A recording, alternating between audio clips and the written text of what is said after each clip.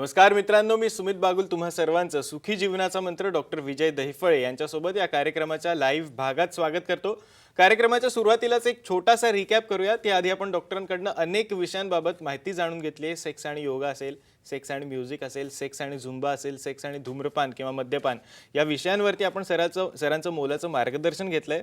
आज डॉक्टरांनी गेल्या काही दिवसांमध्ये त्यांना आलेल्या फीडबॅकवर आधारित लिंगाचे विभिन्न आकार हा अत्यंत महत्त्वाचा विषय निवडला आणि या विषयावरती डॉक्टर आपल्या सगळ्यांना मार्गदर्शन देखील करणार आहेत। दरम्यान कार्यक्रमाच्या सुरुवातीला जाणून घेऊयात डॉक्टर विजय दहिफळे यांच्याबद्दल।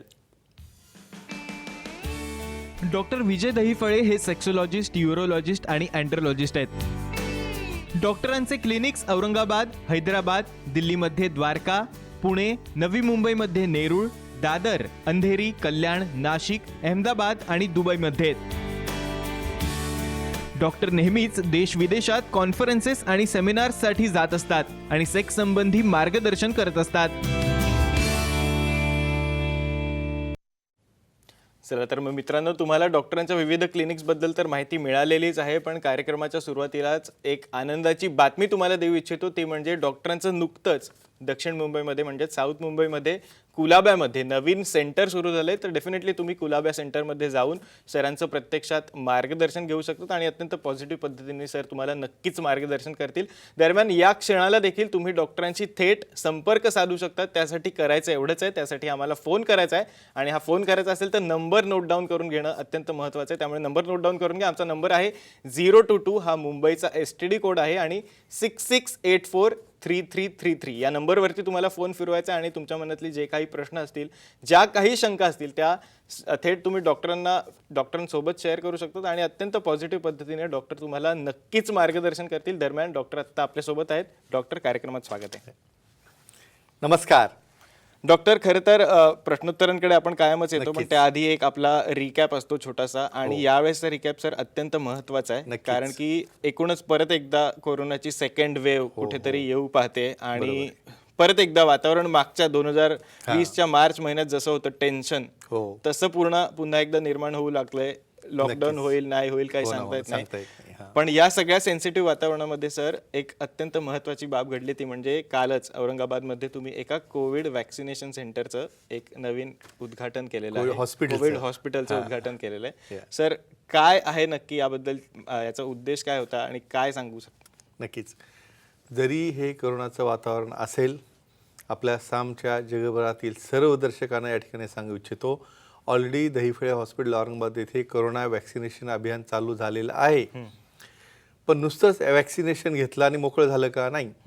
SMS, social distancing, mask, sanitiser, gargles आणि स्टीम, पण आता ही भीती वाढत चालल्यामुळं, ऑलरेडी खूप जणांना इफेक्ट झाल्यामुळं सगळ्यांना भीती बसलेली आहे आणि रेस्पिरेटरी सिम्पटम्स, दमा लागण्याचा आणि श्वासाचा त्रास सुरू झालेला आहे, बेड कमी पडतायत। पण ही परिस्थिती लक्षात घेता औरंगाबाद येथे दहिफळे हॉस्पिटल आणि metro Phoenix Covid centre hospital ह्याची जालना रोड दूधडेअरीच्या समोर या ठिकाणी सुरुवात करण्यात आली।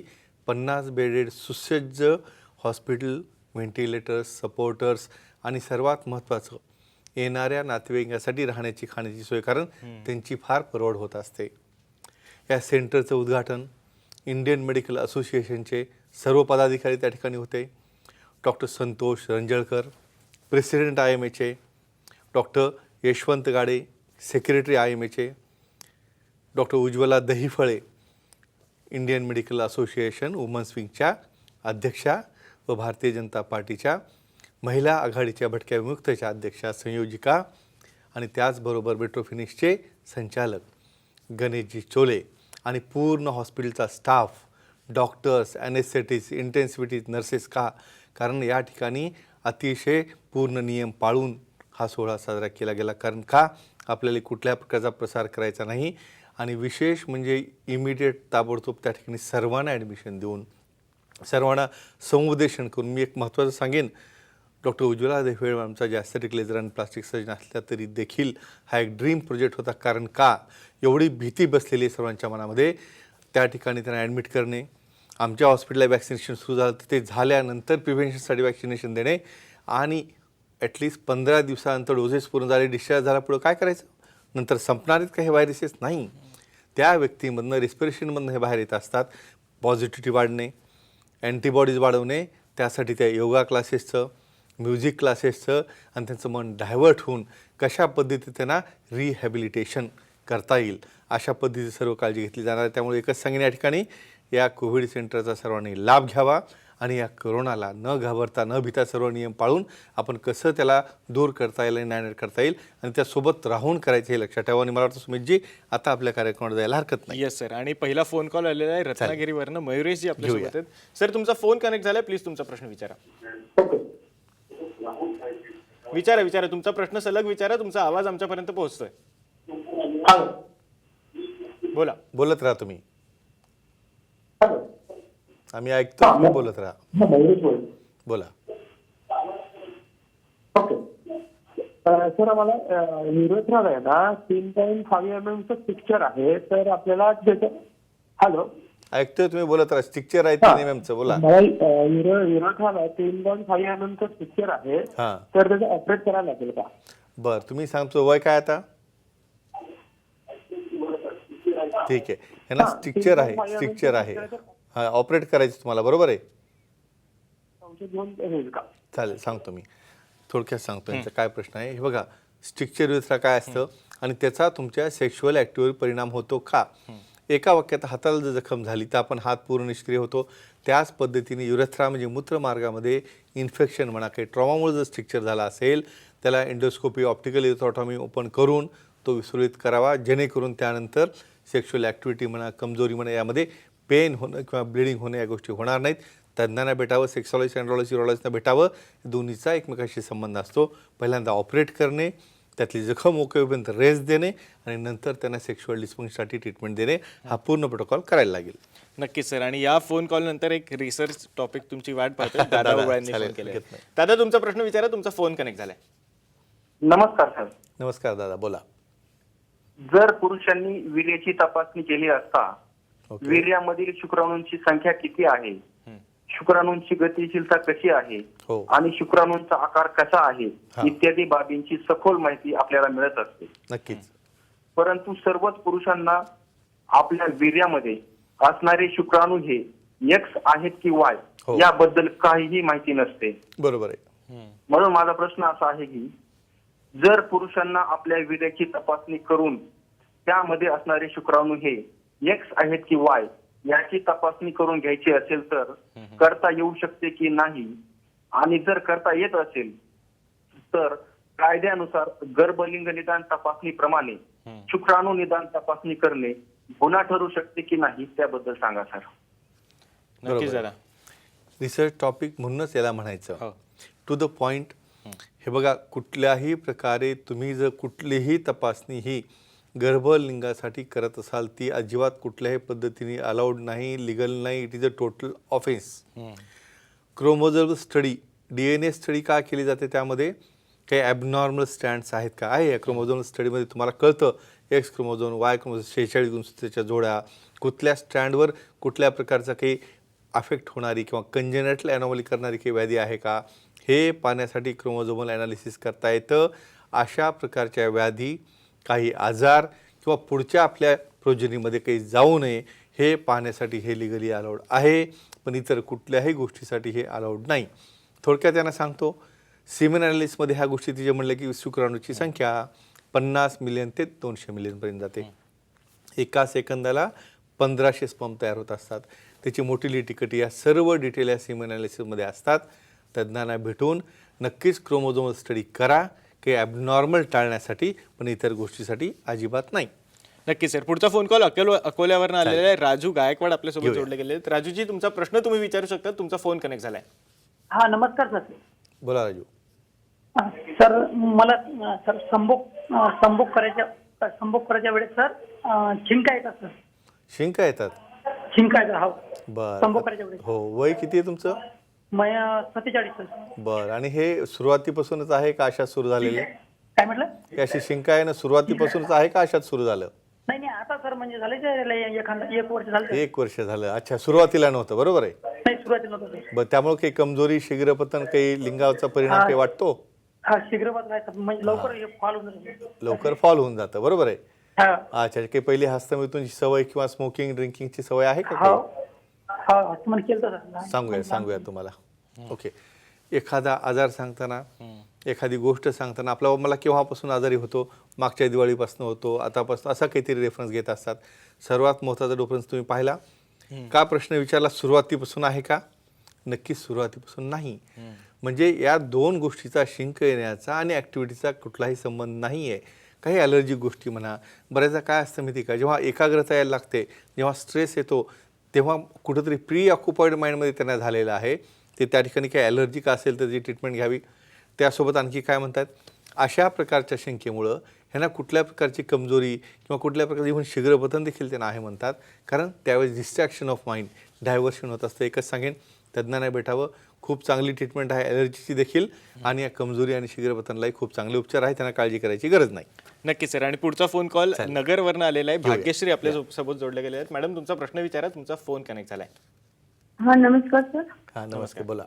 सर, गर्भाशय काढल्यानंतर आनंद पूर्वीसारखा राहतो का व दोघांनाही त्यामध्ये तृप्ती मिळते का?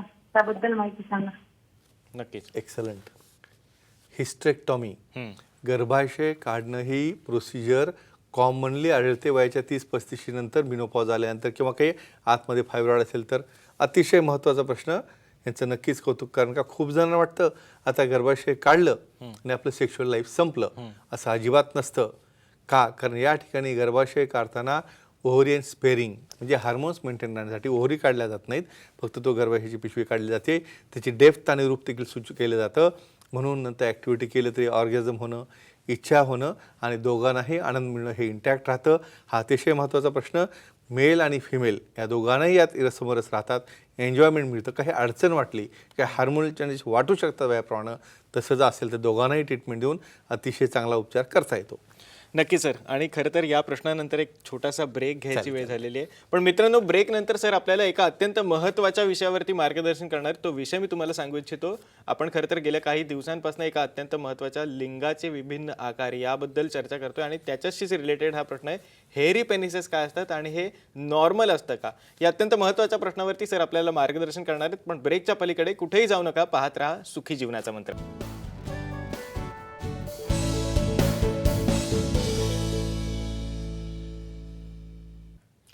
ब्रेक नंतर सुखी जीवनाचा मंत्रमध्ये तुम्हा सर्वांचं पुन्हा एकदा स्वागत. सर, खरं तर आपण चर्चा करत होतो लिंगाचे विभिन्न आकार, आणि एक अत्यंत महत्त्वाच्या विषयावरती तुम्ही मार्गदर्शन करणार आहात, तो म्हणजे हेअरी पेनिसेस काय असतं आणि हे नॉर्मल असतं का सर? काय सांगाल? नक्कीच.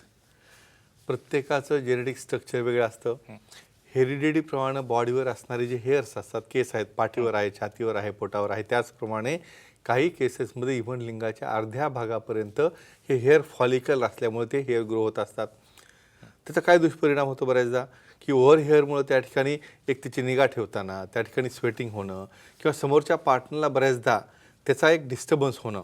इव्हन बऱ्याचदा आता तुम्ही प्रश्न ऐकला ना, शिंक येते म्हणून, तर ह्याचंही कोरिलेशन असं असतं की असं की फॉरेन बॉडी गेल्यानंतर हे होऊ शकतं. मग ते ॲलर्जी आहे का हे बघायला लागेल. पण अशा प्रकारचे हेअरी पेनिसेस देखील हे नॉर्मल असतात. कधीपर्यंत? जोपर्यंत तुमच्या पार्टनरला त्रास होत नसेल, आणि समजा त्यांची काही डिमांड रिक्वायरमेंट असेल तर रिक्वायर्ड पद्धतीने तुम्ही लेझर्स म्हणा किंवा शेविंगद्वारे त्याला चांगली निगा ठेवू शकता. पण चांगलं व्यवस्थित ॲब्सेटिक पद्धतीने ब्लेड्स वापरून, आणि एकमेकाचं क्रॉस इन्फेक्शन होणार नाही याची काळजी घेऊन. पण जे हे हेअरी पेनिसेस टोटली नॉर्मल असतात आणि ॲक्सेप्टेबल असतात. नक्की सर. आणि पुढचा फोन कॉल आलेला आहे औरंगाबादवरून. अंजली जी आपल्यासोबत जोडल्या गेलेल्या आहेत. मॅडम, तुमचा प्रश्न विचारा. तुमचा फोन कनेक्ट झालाय. सर नमस्कार. हां नमस्ते, बोला. सर, कोविडच्या काळात ही सेक्शुअल ऍक्टिव्हिटी चालू ठेवावी की काय, त्याच्यासाठी थोडीशी माहिती हवी होती, आणि त्यासाठी काय काळजी घेण्यात यावी, ओके. हाही मला थोडासा प्रश्न पडलेला आहे. ओके, नक्कीच. चालेल, व्हेरी गुड. असे क्वेश्चन हे फार अट्रॅक्टिव्ह आणि फार महत्त्वाचा प्रश्न आहे हा. हे आपण आता हे भीन आहे, घाबरणं आहे. बघा, मी काय म्हणतो सुमितजी, आपल्याला याला घाबरायचं नाही, म्हणजे नियम पाळायचे नाही असं नाही. स्वतःची इम्युनिटी वाढवा, तुमचं डाएट प्रोटीन युक्त ठेवा, योगा करा, प्राणायाम करा. आणि जसं या पृथ्वी तलावर प्रत्येकाला जन्म दिलेला आहे, तसं प्रोटेक्शन करण्याचं एक हत्यार दिलेलं आहे, टूल बॉक्स दिलेला आहे, ती आहे ही ॲक्टिव्हिटी, जी तुम्ही विसरत चालले. ज्यामुळं काय होतं की इव्हन करोना पिरियडमध्ये देखील पार्टनर ओके असेल, त्याला इन्फेक्शन नसेल, दुसऱ्यालाही इन्फेक्शन नसेल, तर ही ॲक्टिव्हिटी, जसं नेहमी मी सांगतो, मिनिमम 2 ते 3 वेळा आठवड्यातनं समागम झालं पाहिजे. का? जेणेकरून आपल्या शरीरामध्ये IgG, IgA आणि IgM यासारख्या अँटीबॉडीज तयार झाल्या पाहिजे. हे बघा, त्या व्हायरसला आपण म्हणू शकत नाही की बाबा तू तयार होऊ नको, तो त्याचं काम करणार, आपण आपलं काम करायचं, आपली प्रतिकारशक्ती वाढवा, योगा प्राणायामाने अशा प्रकारच्या ॲक्टिव्हिटी चालू ठेवा, आपल्या कल्चरल फ्रेममध्ये राहून. नक्कीच मी यांना सांगेन हे ॲक्टिव्हिटी सुरू ठेवा. पार्टनर दोघं ओके असतील, फिवर नसेल, काही इन्फेक्शन नसेल आणि दोघंही तंदुरुस्त हेल्दी असेल, आणि महत्त्वाचं कन्सेंट म्हणजे काय, time, place, person, condition, culture, safety आणि कन्सेंटिंग ह्या फ्रेममध्ये रूम तुम्ही सर्व ॲक्टिव्हिटी करू शकता आणि स्वतःला या इन्फेक्शनपासून, या करोनापासून देखील सुटका करून घेऊ शकता किंवा त्याचा प्रतिकार करू शकता. नक्कीच सर. पुढचा फोन कॉल यवतमाळवरनं आलेला आहे. सुधीरजी आपल्यासोबत आहेत. सर, तुमचा फोन कनेक्ट झालाय, प्लीज तुमचा प्रश्न विचारा. हॅलो. जी बोला सुधीर. सर, मी पैठणकर बोलतो पुसदवरून. ओके. तर माझ्या वडिलांना माग लघवीचा त्रास होता पहा थोडा. ओके.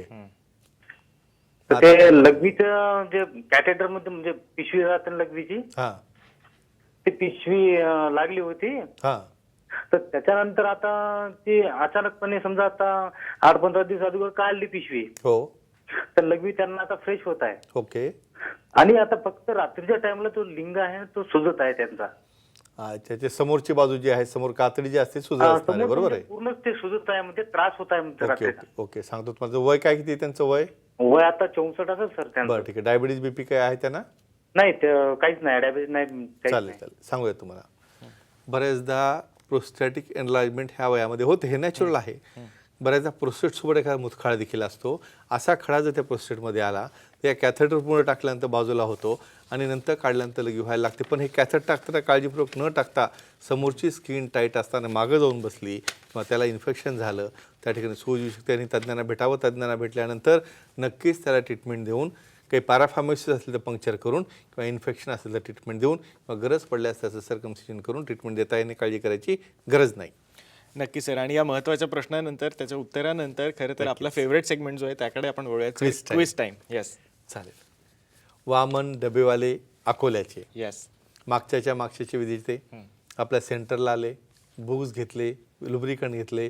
विशेष म्हणजे त्यांनी बुक्स त्यांच्या मित्र कंपनीला वाटण्यासाठी घेऊन गेले, कारण त्याचं डिमांडवर सगळे येऊ शकले नाही कोरोनामुळं. 4-5 जणांची इच्छा होती यायची, पण हे घेऊन त्यांनी आनंद व्यक्त केला.